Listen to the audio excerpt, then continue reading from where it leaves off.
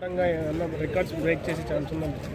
ఖచ్చితంగా అండి. అంటే ట్రైలర్ చూసి మనం అనుకోలేము, ఫుల్ ఫస్ట్ షో చూసిన తర్వాత కానీ వీ కెన్ టెల్. అండ్ ఖచ్చితంగా అయితే చాలా కష్టపడి చేశారు. సో ఐ హోప్ ఇంతకుముందు ఆ డైరెక్టర్ గారు చేసిన మూవీస్ కూడా చాలా హిట్ ఉన్నాయి. అండ్ కొద్దిగా ఏదో ఒక ఫ్లేవర్ కూడా టచ్ అయినట్టుగా అనిపిస్తుంది. సో ఖచ్చితంగా మంచి హిట్ అవుతుందని అనిపిస్తుంది.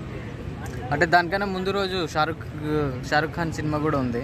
సో అదేమన్నా ఎఫెక్ట్ ఇస్తుందని అనుకుంటున్నాను. అలా ఏం లేదండి. మన ఇండియన్స్, మన తెలుగు పీపుల్, మన తెలుగు వాళ్ళకి చాలా బాగా ఆదరిస్తారు. కాబట్టి ఫస్ట్ ప్రిఫరెన్స్ అనేది మన తెలుగు మూవీస్కి ఇస్తారు.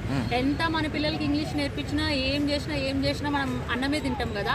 అట్లా అది తింటే మన కడుపు నిండుతుంది. అట్లనే మన తెలుగు సినిమా చూస్తేనే వీ కెన్ ఫీల్ హ్యాపీ అనమాట.